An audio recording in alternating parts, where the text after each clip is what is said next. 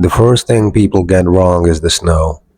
They imagine a gentle snowfall, clean and untouched, like something out of a postcard. But New England's snow doesn't fall like that. Not in the deep winter, not when the cold has weight to it. It falls heavy, compacted, sharp edged, the kind that remembers every step taken across it. That's why the footprints mattered. I wasn't there when they first appeared. Almost no one was. The story doesn't begin with a scream or a sighting. It begins the way most real horrors do, quietly, with confusion, with people standing outside their homes too early in the morning, staring down at the ground and trying to make sense of what they were seeing. I heard about them later, but from people who never stopped sounding unsettled when they spoke, even years on. Their voices would drop when they reached certain details, as if the cold had followed them indoors. This was southern New England, old towns, narrow roads, stone walls older than the houses beside them. Places where history isn't something you read, it's something you walk over every day without thinking. The storm had ended overnight, not violently, just enough snow to erase the world. When morning came, doors opened one by one. Farmers stepped out first, then shopkeepers, then children sent to fetch water and firewood. And everywhere, across rooftops, fields, frozen rivers, churchyards, haystacks, they were prints, not human, not animal. Single file, perfectly spaced, as if whatever made them walked with intention. Each print looked like a cloven hoof, two halves, sharp at the front, narrow, precise, and they went everywhere. Over fences without breaking stride, across roofs without disturbing a single shingle, straight over frozen streams where no weight should have held, through graveyards, across gardens, up to bedroom windows, right to church doors, then onward. What unsettled people wasn't just what the prints were, it was how they moved. No hesitation, no deviation, no sign of struggle or testing. They didn't wander or circle or double back. They crossed the land like they already knew it, like they had walked it before, long ago, and were simply retracing a path. By the time I came into the story, years later, the details had sharpened instead of fading. That should tell you something. I was researching colonial era folklore, but not academically, not yet. I was chasing a different kind of understanding, the kind that doesn't come from books, the kind you only get by standing where something happened and letting the place speak back. And New England speaks, quietly, patiently. The town records were sparse. Clergymen had written sermons instead of explanations. Farmers had written nothing at all. But the oral accounts, the ones passed down at tables in barns over long winters, those were precise. They always are, when fear is involved. The footprints appeared after the storm and vanished when the snow melted. No body was ever found, no creature ever seen. But the marks crossed miles in a single night. And even witness agreed on one thing. They were not made by something wandering. They were made by something traveling. The locals had a name for the almost immediately. They didn't debate it. They didn't soften it. They called them the devil's footprints, not as metaphor, as identification. I remember the first place I stood where the prince had supposedly passed. An old stone fence running through what used to be farmland. The land had changed, but the stones hadn't. They never do. Snow wasn't present that day, but I could imagine it. Could see the line continuing without interruption. What struck me wasn't fear, it was certainty. The certainty that whatever had walked there had not been curious. It had not been hunting. It had not been lost. It had been going somewhere. And the more I listened to the land, to the stories, to the way people still avoided certain paths even now, the more I understood something deeply unsettling. The footprints weren't the message, they were proof that something had crossed into the human world, left a trace just long enough to be undeniable, and then moved on. The snow melted, life resumed, but New England never forgot, and neither I would learn did whatever made those prints.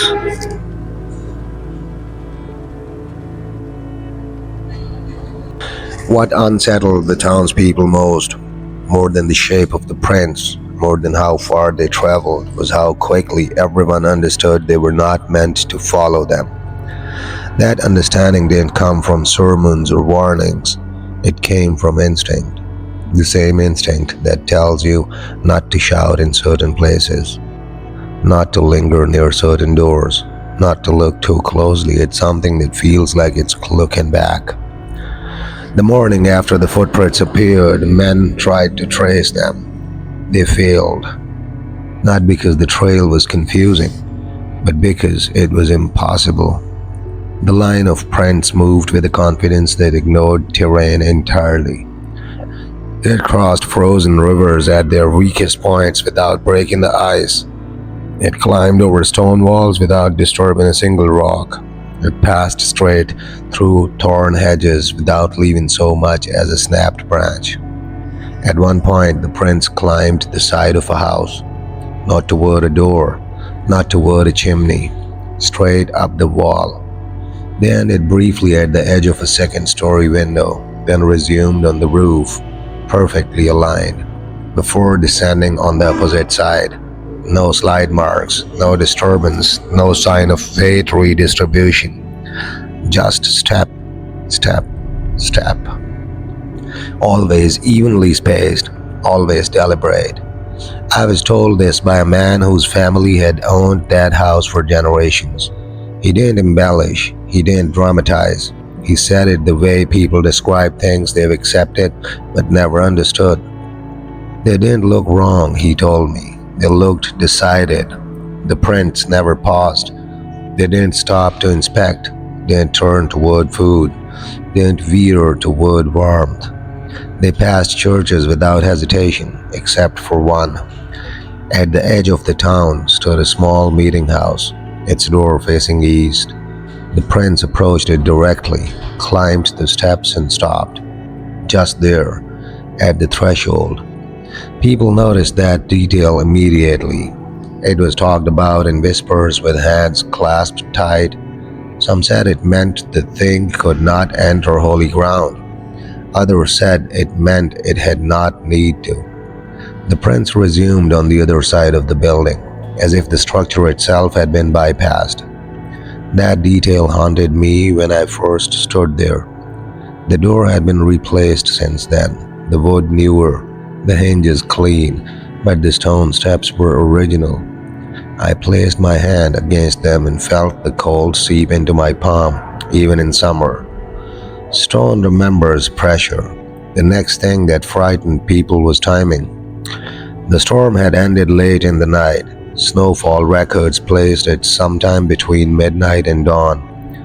That meant whatever made the footprints had crossed miles of land in a few only hours, at a pace that never changed, not rushed, not slow, steady, relentless. No one heard it.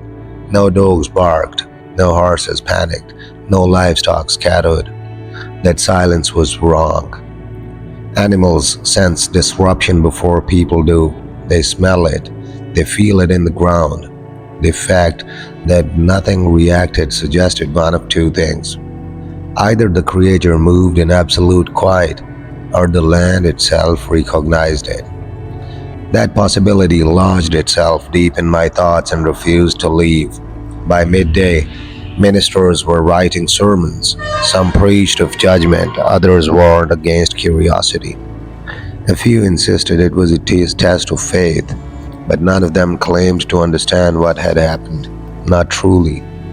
What fascinated me most was how quickly details began to disappear from written record, but not from memory. Official logs spoke vaguely, dates blurred, locations softened, but families remembered exact paths, exact fences, exact windows where the prints paused, and they remembered who followed them because some people did.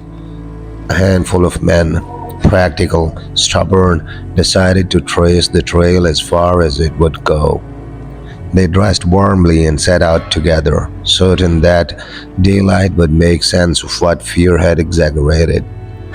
They didn't make it far, not because the trail vanished, but because the air changed. Every account mentions this. The cold sharpened suddenly as if the morning had slipped backward into the night. Breath became harder. Sound seemed to dull. Snow stopped crunching underfoot and instead absorbed noise, turning footsteps into something muffled and wrong. One man said it felt like walking into a held breath. Another said it felt like being noticed. They followed the prints across a frozen stream and into a stretch of woodland where the trees grew too close together, their branches interlocking overhead like fingers. That's where they stopped, not because the prints ended, but because something else began. They described the pressure behind the eyes, a sudden certainty that continuing forward would be a mistake that could not be undone.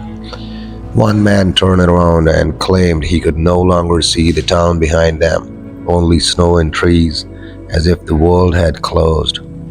No voice told them to stop, no shape appeared, but every one of them felt the same thing at the same time. They turned back. The prints continued on without them, vanishing eventually into territory no one claimed, no one mapped, no one spoke of comfortably. By evening, the town had decided something without ever saying it aloud. The footprints were not an invitation, they were a boundary, a reminder that something had passed through the human world and that humans had survived only because they did not interfere. Standing there years later, listening to those accounts, I realized something that unsettled me more than the idea of the devil himself walking across New England snow. No one asked why the footprints appeared. They only asked whether they would ever come back.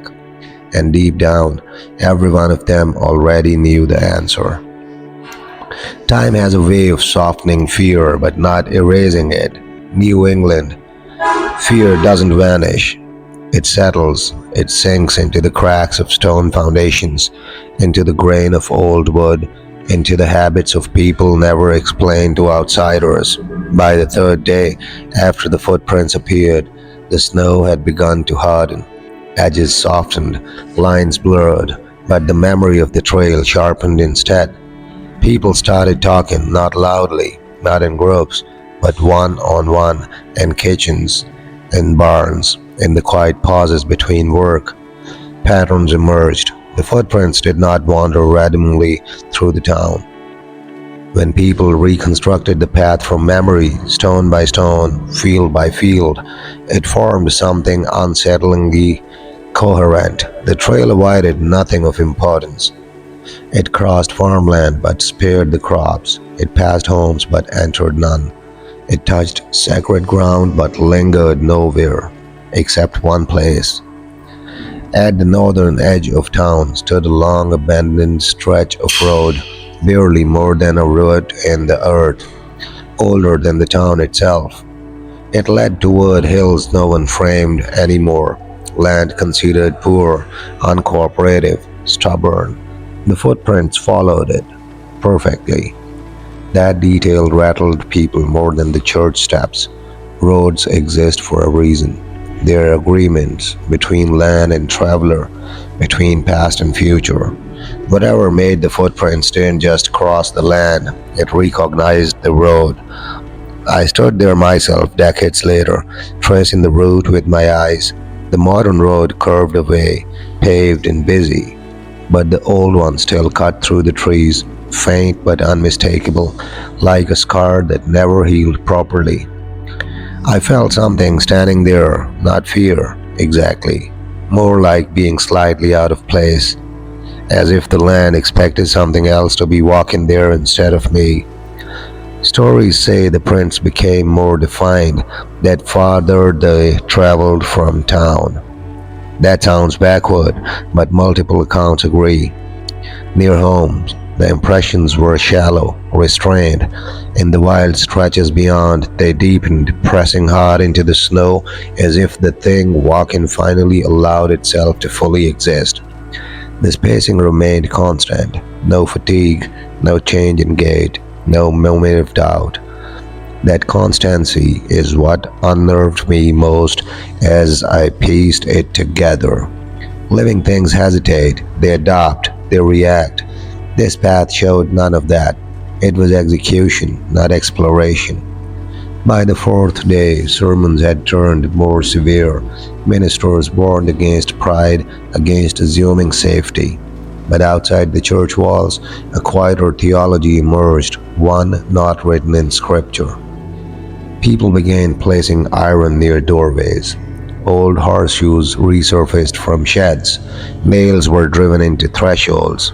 Ash was scattered along window wells, not symbolically but practically, like laying traps against something that had already proven it could ignore walls and doors. These weren't superstitions adopted in panic. They were traditions remembered. That alone should chill you.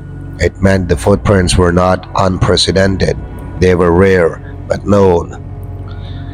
One family recalled a grandmother who used to tell children never to sleep with their feet pointing toward the door during heavy snowfall. Another remembered being warned never to follow tracks that did not return. Some paths, the elder said, are not meant to loop. I heard that phrase repeated more than once. It echoed in my mind long after I left. What made the devil's footprints endure wasn't just their impossibility, it was their restraint.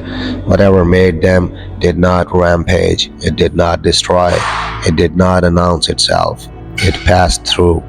That suggests intention, that suggests timing, and that raises a far more disturbing question that whether the devil himself walked across New England snow. What was he there for? No answer survives, only the path. As the years passed, the event was folded into folklore, then into cautionary tales, then into silence. But silence doesn't mean forgetting. Pili. In New England, silence is often how something is kept close. Even now, in certain towns, after heavy snow, people still check their doorsteps before stepping outside. Not because they expect to see cloven prints, but because they remember a time when the land provided it could be processed by something that did not belong to the living. Standing at the edge of that old road, I realized something that unsettled me deeply. The footprints weren't proof of evil, they were proof of access, proof of whatever made them could come and go at will. And the snow was just kind enough to let us see it once. The most dangerous part of any mystery isn't what's unknown, it's what starts to feel familiar. By the end of that winter, the footprints had already begun to change in the way people spoke about them. Not softer, not smaller, just closer, integrated, as if the event had slipped from shock into something the land itself had absorbed. That transition bothered me more than the story ever did, because things that are absorbed can return.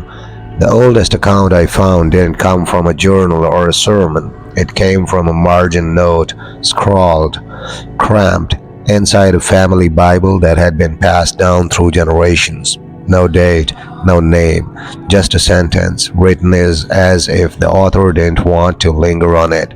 The tracks came again, but not as before. That line sent me digging. What followed was harder to trace. There were no neat records of a second event, no communal panic, no sermons marking another visitation. Instead, they were scattered, uncomfortable moments, isolated incidents that never quite rose to the level of legend but never fully disappeared either. A farmer wakened to find a single cloven print at the edge of his field. a child insisting there were hoof marks beneath our bedroom window after a storm that hadn't left any elsewhere. A church caretaker discovering prints on the roof leading nowhere. Each event was dismissed, each was quietly remembered, and each shared the same detail that chilled me when I noticed it. The prints were fewer, not a trail, a suggestion, as if whatever crossed the land before no longer needed to travel openly. As I pieced this together, I began to understand why the original event had been so extensive, so undeniable. It wasn't just movement, it was demonstration. The later appearances were different. They weren't announcements, they were reminders. I visited one of the oldest graveyards tied to the story. No markers mentioned in the event, no plagues acknowledged fear, but the layout itself told the story. Certain graves were positioned differently, stones stored slightly away from an unseen line, a path cut through the cemetery that no one used, yet no one blocked. I stood there at dusk, snow threatening overhead, and felt the same sensation described by those men who followed the trail long ago. The sense of being gently, firmly discouraged from going further, not threatened, corrected. That restraint is what unnerves me most. Evil, as people imagine it, is loud, chaotic, hungry. But this presence, whatever left the devil's footprints, operated under rules. Its movement suggested boundaries, not chaos, knowledge, not impulse, which raises an uncomfortable thought. Rules imply permission. There is a belief in New England, rarely spoken aloud, that certain storms are different, not stronger, not colder, just watched. People close their shutters more tightly. They avoid travel. They keep children inside even when the snow looks harmless. They won't tell you why. They don't need to. During one of my visits, an elderly woman watched me studying an old stone fence. She didn't ask what I was looking for. She didn't warn me. She simply said, "They don't like being traced." I asked her who. She shook her head. "Doesn't matter," she said. "Tracks aren't for following, they're for knowing where not to stand." That stayed with me. The devil's footprints weren't an invitation into hell or a sign of judgment. They were something subtler and more unsettling. A record of passage, like a ship's wake across water. Temporary, unmistakable, and proof that something large had moved through quietly enough to leave the world mostly intact. The snow melted, spring came, but the land never returned to innocence, and neither did the people, because once you understand that the boundary between worlds can be crossed without resistance, you stop asking whether it will happen again. You start asking where it ever truly stopped. The first lie people tell themselves about old horrors is that they belong to the past. The second lie is that time makes them weaker. What I discovered moving deeper into the devil's footprint story is that time doesn't erase a presence like this, it refines it.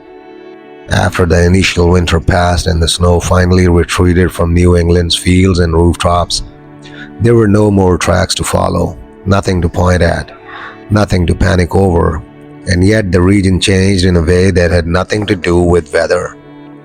Communities that once shared open land began fencing it. Paths that had existed for generations were quietly rerouted. Houses built after the winter almost always avoided certain alignments, as if an invisible corridor had been marked and respected. No official decree ever explained these shifts. They emerged organically through instinct rather than planning. People would say things like, "It just didn't feel right to build here," or "My father said that stretch was better left alone." Memory had hardened into habit. I examined maps from before and after the event, overlaying them like ghost images. Roads curved where they once ran straight. Churches subtly repositioned their entrances. Entire neighborhoods seemed to bend around in absence, like water flowing past a submerged stone.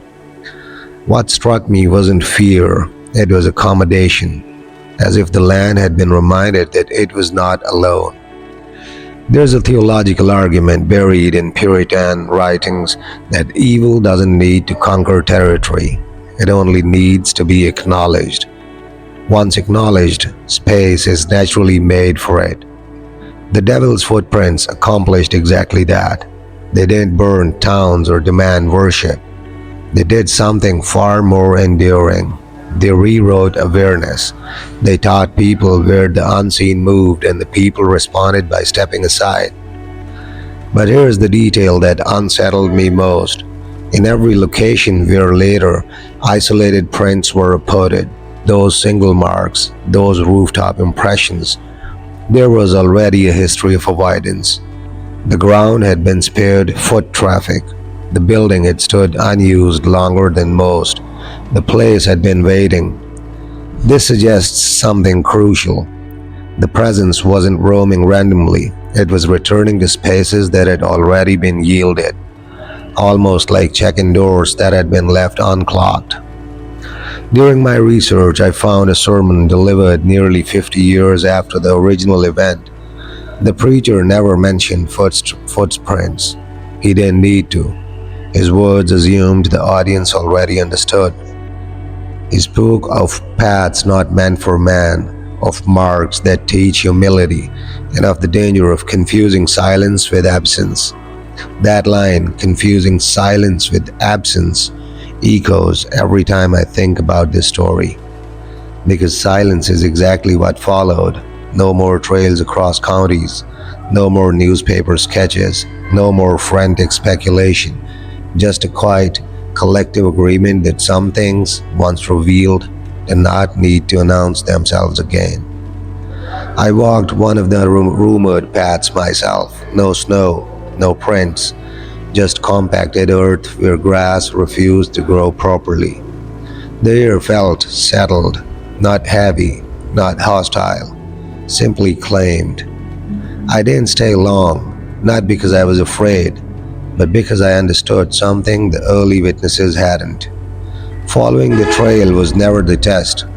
Recognizing it was, and that recognition, that shared, unspoken awareness, may be the true legacy of the devil's footprints. They didn't come to terrify, they came to mark, and marks don't fade just because we stop looking at them. There's a moment in every long buried story where you realize the witnesses weren't confused, they were restrained. As I moved further into the records surrounding the devil's footprints, I stopped focusing on what people claimed to see and started paying attention to what they deliberately did not describe. The omissions were too consistent to be accidental. In dozens of accounts, the same patterns repeats. The footprints are measured, traced, sketched, but the space between them is never considered, is never discussed. No mention of stride tension, no speculation about weight transfer, no guesses about balance. Anyone who has tracked animals or even humans in snow knows this is strange. Those details are instinctive. Yet here, every observer stops short, as if describing the motion itself would cross a line. That's when it clicked. They weren't afraid of the prints, they were afraid of the movement. Because movement implies anatomy, and anatomy implies something that can be imagined.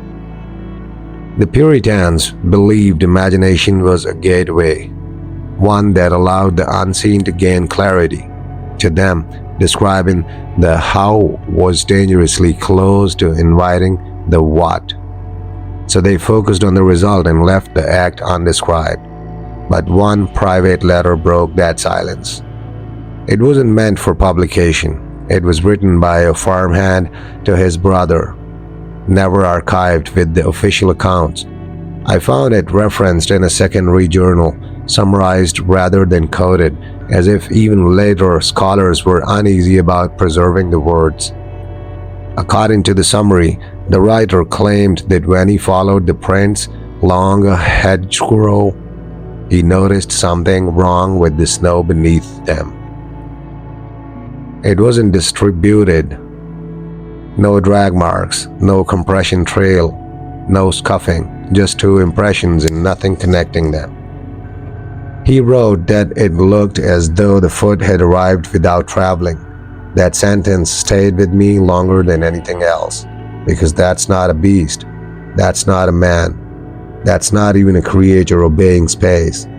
It's a presence that selects locations rather than moves between them.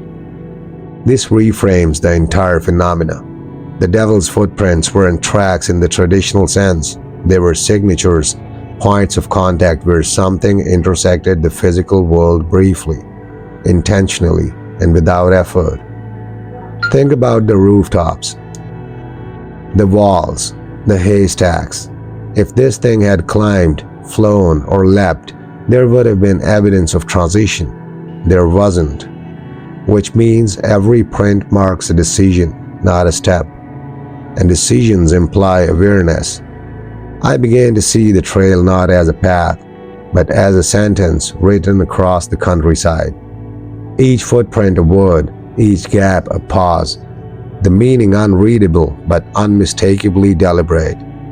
This also explains why the trail ended so abruptly, not because the entity left, but because it finished saying that what it came to say. The question, then, isn't what made the prints, it's who they were meant for. Because messages like this aren't accidents, and they aren't left for everyone. Standing there, retracing those points on modern ground, I felt something I hadn't expected, not dread, but the uncomfortable sensation of being late. As if the message had already been delivered, and I was only arriving to read the echoes. By the time I reached segment 7 of the story, I stopped treating the devil's footprints as folklore and started treating them as behavior. Folklore repeats symbols, behavior repeats intent, and intent leaves patterns. What struck me most was not where the footprints appeared, but where they refused to go. Every mapped reconstruction shows the same strange courtesy. The trail skirts certain places with uncanny precision. It avoids churchyards but crosses directly through church doors. It passes beside homes without circling them. It touches thresholds but never lingers inside. That distinction matters. In Puritan New England, a threshold was more than architecture. It was symbolic permission. Inside was covenant space, claimed, prayed over, named. Outside was common ground. The footprints respected that line, not out of reverence, out of protocol. That realization sent me back to older theological writings, not sermons, but marginal notes, handwritten observations from ministers who privately struggled with what they believed. One recurring idea appears again and again, that certain entities could not dwell where God's name had been properly invoked, but could still pass through if unacknowledged. Acknowledgement to them was power, and this thing moved like something very careful not to be acknowledged directly, which explains why no one saw it. Not one credible account claims a direct visual encounter, not even a shadow, not even movement in peripheral vision, just the prints appearing ahead of witnesses as if placed moments earlier. This absence of sight wasn't coincidence, it was strategy. In Puritan belief, to witness was to testify, and to testify was to bind truth to form. If you could describe something, you could define it, and if you could define it, you could resist it. So the entity removed sight from the equation entirely. You cannot define what you never see. One account describes a farmer rising before dawn to follow the trail farther than anyone else did. He tracked it across open fields, over frozen streams, and toward a line of low hills where the land grew quiet, unnaturally quiet. No birds, no wind, no distant livestock sounds. The prince stopped at the base of a lone standing stone. a glacial remnant already avoided by locals. According to the account, the farmer stood there for several minutes, unsure whether to proceed. Then something happened, not a sound, not a movement, just a feeling. He later described it as being measured without being observed, as though something was determining whether he was worth noticing. He turned back, and when he did, he realized the footprints behind him were gone. Not melted, not filled, gone. The snow lay untouched, smooth, as if the trail had never existed. Except ahead of him, beyond the stone, the prints continued, not walking away, waiting. That detail has always unsettled historians, but it terrified me because it suggests the trail wasn't leading forward. It was tracking attention. As long as the observer followed without understanding, the path remained behind them. The moment understanding crept in, the moment fear sharpened into recognition, the trail adjusted. It removed itself from memory. This reframes the entire phenomena again. The devil's footprints weren't a journey. They were a test, not of faith, of restraint. How far would someone follow without demanding explanation? How long would they observe without naming?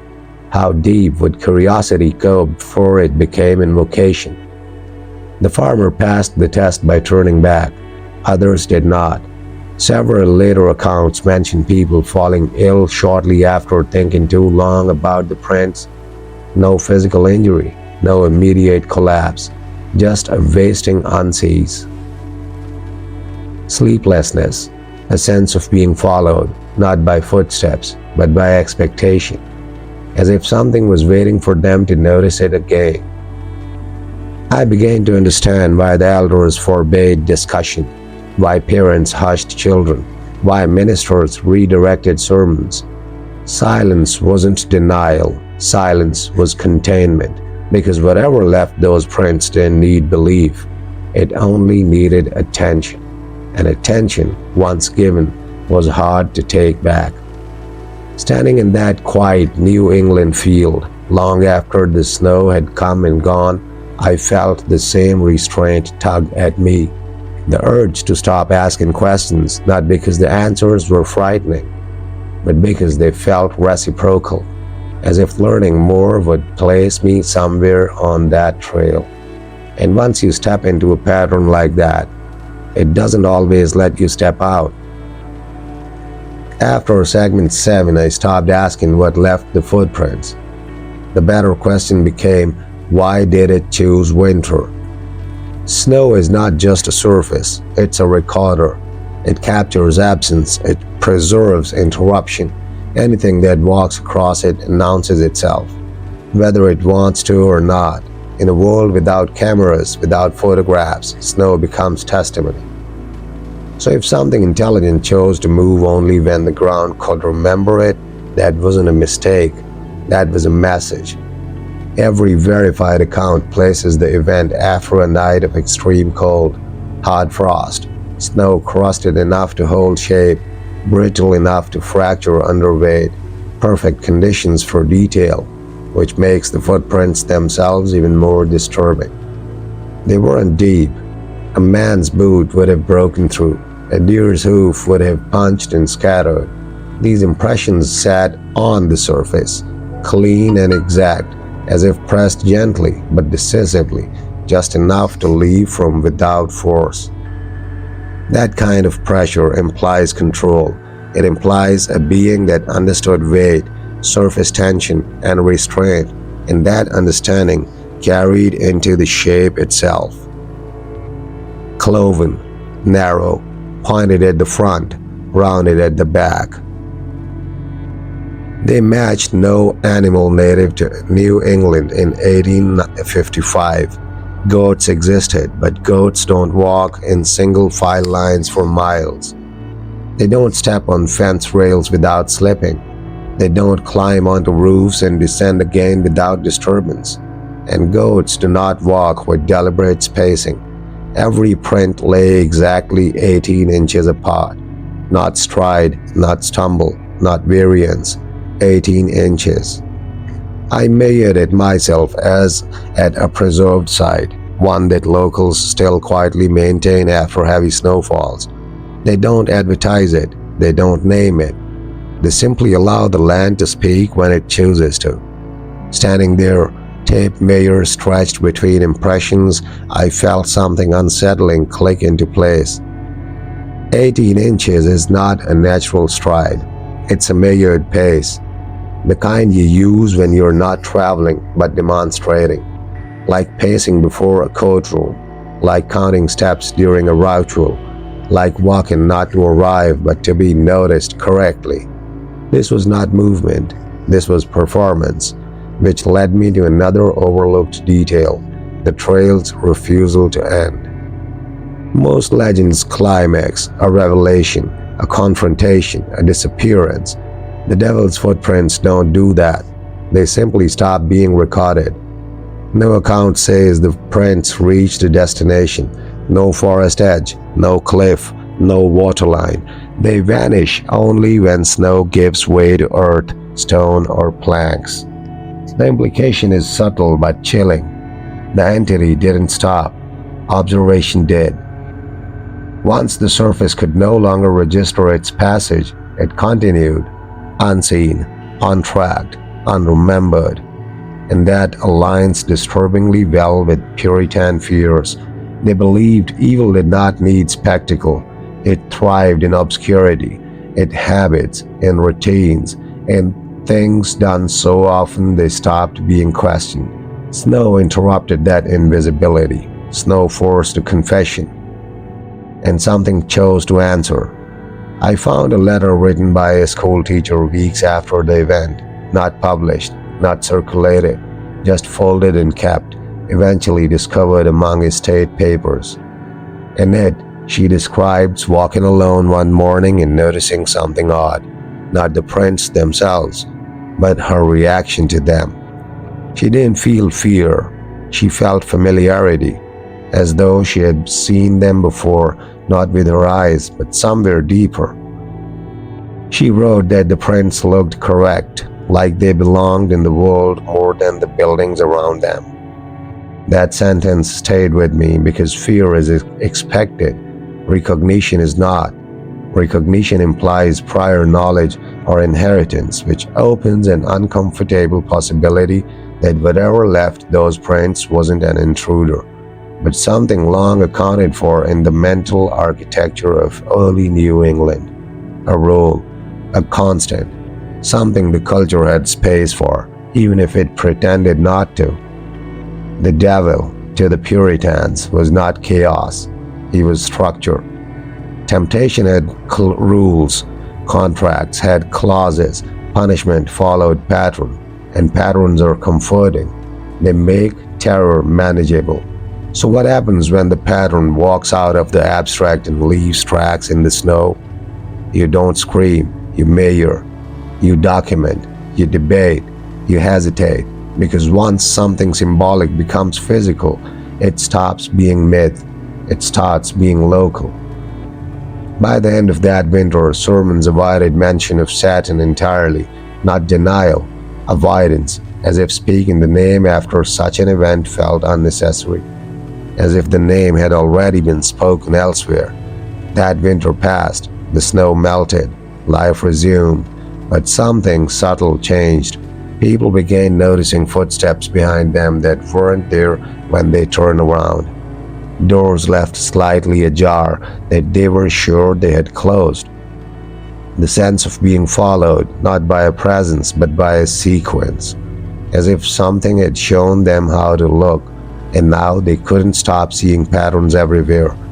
That may be the most dangerous part of all. The devil's footprints didn't terrify the town, they trained it. To watch the ground, to expect meanings and marks, to search for intention beneath the ordinary. And once a mind learns that habit, it never really returns to rest. There's a detail most retellings omit, not because it's unimportant, but because it doesn't fit the story people want to tell. The footprints did not frighten everyone. Some people slept better after seeing them. That fact disturbed me more than anything else.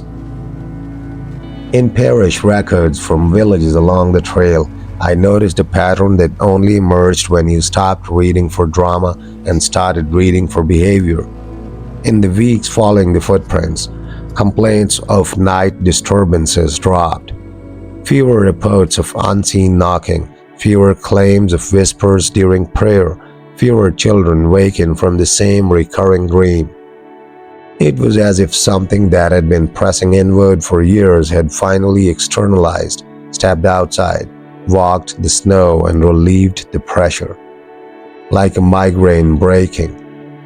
One farmer wrote that for the first time in memory his house felt quiet in a way that didn't listen back. That sentence mattered, because New England folklore is filled with watching things, witches, spirits, prowlers, the unseen eyes beyond candlelight. The Puritan imagination didn't fear attack as much as attention. To be noticed was dangerous, and yet here was something that had walked openly, visibly, undeniably. No disguises, no hiding, no need to remain unseen. That kind of confidence changes a community. It suggests that whatever power existed no longer needed secrecy, which brings us to the moment the authorities tried to reclaim control. A council was convened, not publicly announced, but attended by ministers, magistrates, and landowners. Their goal was not investigation. It was containment. They debated explanations, yes, but more importantly, they debated narrative. What story would be allowed to survive? Witchcraft was dismissed too quickly. Witches required human intermediaries, and this trail had shown none. Animals were rejected because animals do not respect thresholds, and something that steps across rooftops without disturbance understands boundaries too well. The devil, however, the devil was acceptable.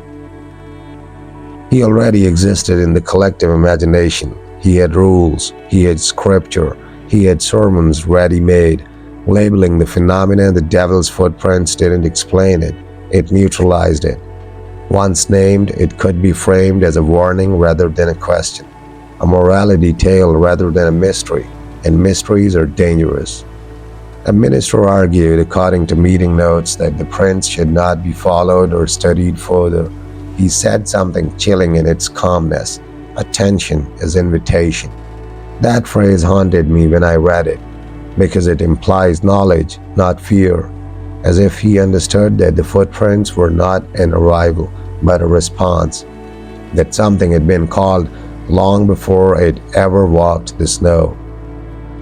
I returned to one of the earliest houses along the trail, now partially collapsed, its beams blackened by time. I stood where the prints once passed the doorway without stopping. No hesitation, no deviation, just a straight line through human space. I tried to imagine what it would feel like to hear those steps outside, not rushing, not sneaking, but pacing, measured, intentional, not curious, certain. And that's when the most unsettling thought occurred to me. What if the footprints weren't marking where it had been, and where it had always been allowed to walk? Puritan settlements were rigid systems, moral architecture laid over wilderness, strict lines between sacred and profane, inside and outside, permitted and forbidden.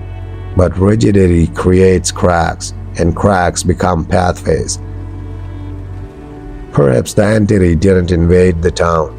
Perhaps it followed the lines the town itself had drawn, obediently, precisely, 18 inches at a time. The snow didn't reveal a trespasser, it revealed a design flaw.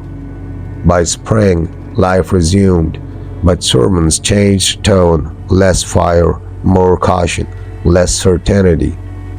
People stopped asking who the footprints belonged to. Instead, they asked a quieter question. What did we build that made room for this? Because once something walks your boundaries without resistance, the problem is no longer the walker, it's the boundary. And somewhere beneath the thawing ground, beneath the ordinary noise of life returning, that understanding settled in. The footprints had not come to threaten, they had come to test alignment, and the test had already been passed. By now the snow had begun to thin. Days lengthened, cold nights gave way to slush, then muddy trails, and yet, for those who had witnessed the footprints firsthand, the memory refused to melt away. I walked the fields along the original path, the edges of my boots sinking into last traces of snow that hadn't yet succumbed to spring thaw. The ground felt different here, not merely frozen or damp or uneven. It had a weight to it, as if the soil itself remembered the impressions that once pressed upon it. I kept thinking about the rhythm, the 18 inches. That pace was no accident, no random stride. There was intention in it, a cadence designed to be read, understood, observed. Anyone who tried to ignore it could not. The human mind notices patterns even when it wants to deny them. I met a descendant of one of the original settlers who had written extensively about that winter. He was an older man, wiry, with hands scarred from a lifetime of labor, but eyes that were unnervingly sharp. He told me something I hadn't seen in any of the official records. They didn't just walk to frighten us, he said quietly, almost conspiratorially.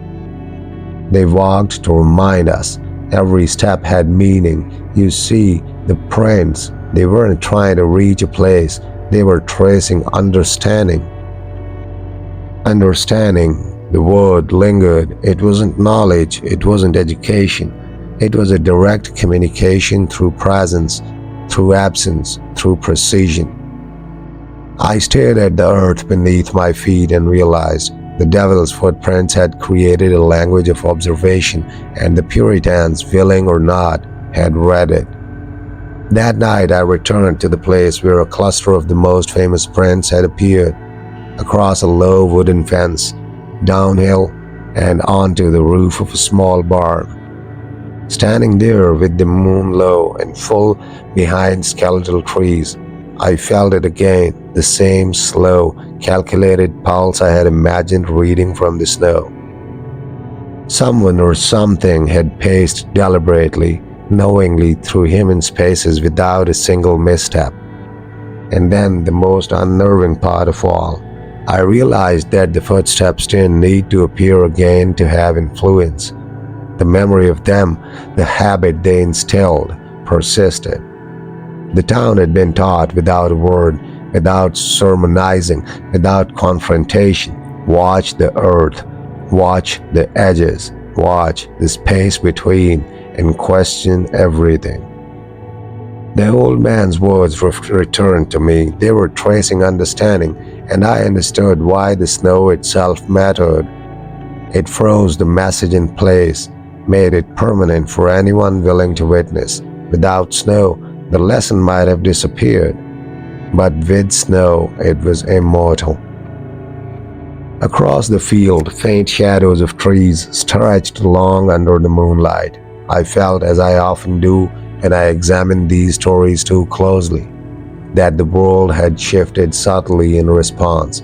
The footprints weren't just a winter curiosity, they were a blueprint, a reminder, and a warning. Something had walked the town, calculated, precise, leaving behind a silent curriculum in its wake.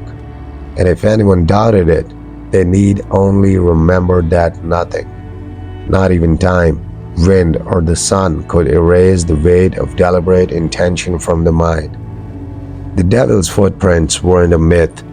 They were an experience, a sustained encounter with the idea that something could be both present and absent at once. And that realization, once internalized, reshapes the way you walk through life. By the time I left that field, I was convinced the winter of 1855 hadn't ended with the thaw. It continued in the way the town moved, in the way people observed the ground, in the way attention itself had been recalibrated. Nothing had changed outwardly, but inside, the landscape had been forever altered by the rhythm of those 18-inch steps. Time moved differently once the footprints had passed, not because days were longer, or nights darker, or winters harsher. The change was quieter, insidious, almost invisible, but no less real. Families spoke less of ghosts and curses. They spoke more of boundaries, of space, of watching and being watched, and in their hushed tones I began to sense a cultural shift, a subtle recalibration of the human mind in response to something it could neither name nor capture. I visited the remaining houses along the original trail, places where the snow had once been trampled with precision. Each door frame, each fence post, each path between fields seemed infused with memory, and you could feel it if you passed long enough. Not the presence of the devil exactly, but the echo of deliberate movement. It was as if the land itself had been marked, and nothing that followed could walk without acknowledging the imprint. Old diaries gave fragments of explanation. One woman wrote about waking to a soft scraping against the roof in the middle of the night, expecting a thief or a fallen branch, only to hear nothing else. Another recounted her children discovering footprints on the snow outside their bedroom, all leading toward the horizon, disappearing without a trace. Some notes were matter of fact, others carried the tremor of panic, but all shared a common thread: the presence had intention. As I pieced together their accounts, a larger pattern emerged. The footprints weren't random, they weren't mindless pranks of nature. Every house touched, every fence crossed, every farm traversed seemed to intersect with human decisions. Where people had pushed boundaries, violated rules, or ignored rituals, the steps were heavier, more deliberate. Where communities respected space, boundaries, and belief, the path remained lighter, almost differential. The more I examined, the more I realized something unnerving. The footprints weren't just marking the snow, they were reading the town, measuring, judging, responding. It was a form of intelligence, cold and exacting, but undeniably reactive. Not evil in the conventional sense, not playful, just aware. One evening, standing where the most famous prince had crossed the low stone wall, I felt a strange vertigo. The ground beneath my feet seemed to lean inward. For a moment, I imagined the entity itself, unseen yet present, mirroring my attention, judging my understanding, pacing around me just as it had through history. Every instinct told me to leave, but curiosity rooted me in place. The silence was heavier than snow, heavier than wind, heavier than human fear. And in that silence, a realization struck me. The devil's footprints didn't need to repeat themselves. Their lesson had been absorbed, ingrained in consciousness. Every person who saw them or even heard of them carried a measure of their weight, a caution, an understanding that something precise, unstoppable, and unknowable could touch ordinary life and vanish, leaving nothing but reflection behind. By this point, it was no longer a winter story. It had become a lifetime imprint, accounts stretched into decades, references fading into anecdote, and yet the rhythm of 18 inches steps endured. Some historians argue over dates and measurements, over whether it could have been foxes, hares, or mischievous humans. But the truth lies elsewhere. It was about perception, consequence, and the quiet shaping of society through attention. I left the fields as night fell, the air crisp and scented with melting snow.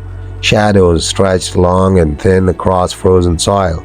Somewhere in the distance, wind rustled the bare branches. I imagined the trail, the steps, the deliberate pacing. I imagined them observing, assessing, understanding the human world in ways we still cannot. And that is the final terror of the devil's footprints.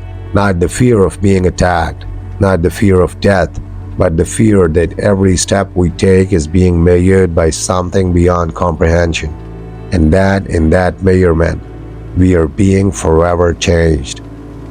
The last of the snow melted long ago, leaving only memories and faded records. Yet for anyone who studies the winter of 1855 closely, the echoes of those 18-inch steps remain tangible. I walked the paths one final time, tracing where the footprints had once cut across fences, rooftops, and fields. The soil had softened, the grass grown tall, and the houses were rebuilt or abandoned, but a subtle awareness lingered, almost like a vibration in the earth. It struck me then how the devil's footprints were not merely a phenomenon of fear, they were a lesson in observation. Every household, every farmer, every child who had witnessed or even heard the tale had been given something subtle but profound. The understanding that space, attention, and awareness are more powerful than any overt threat. The entity had not destroyed it. It had educated. It had exacted a curriculum of presence, a reminder that life itself is defined by how you navigate boundaries, both physical and moral. I spoke with descendants of those who lived along the trail. They recounted family stories of cautious walks along narrow paths, careful inspection of fields, and unspoken respect for the unseen. No one claimed to have seen the devil again. Some dismissed it as superstition, but the behavior persisted, passed from parent to child as quietly as the snowfall. The lesson had become tradition. Standing on the ridge overlooking the original settlement, I imagined the steps in reverse, as if the entity were retracing the trail to check its work. Each stride deliberate, each pause purposeful. It did not need to strike terror. The terror had already been encoded in memory and attention. That realization was heavier than any scream or shadow in the night. It was enduring, infinite, and intimate. The true horror, I realized, was not in the prints themselves, but in the unseen presence behind them. The entity didn't simply mark snow. It measured humans, charted spaces, and left behind an invisible architecture of caution. It demanded reflection, awareness, and humility. And like all enduring legends, it did not fade. It simply waited for someone willing to notice, willing to consider the rhythm of those steps, willing to understand the weight of unseen scrutiny. I left the settlement knowing that the winter of 1855 had ended only superficially. The footprints had melted, but the lessons etched in perception endured. Anyone walking through those fields, reading those old records, or even pondering the story in the quiet of night would feel it, a reminder that the world is full of deliberate intelligence, sometimes benign, sometimes inscrutable, and always watching. And that, I realized as I took my final steps away from the ridge, is what makes the devil's footprints immortal. Not the fear of an attack, not the chill of snow, not even the story itself, but the unseen measure of our actions. The subtle awareness that every step matters and that some presences shape us more deeply than any visible threat ever could. No one sees it, no one can name it, but everyone who walks the fields knows. Somewhere beneath the surface, something is watching, always measuring, always present. When you want,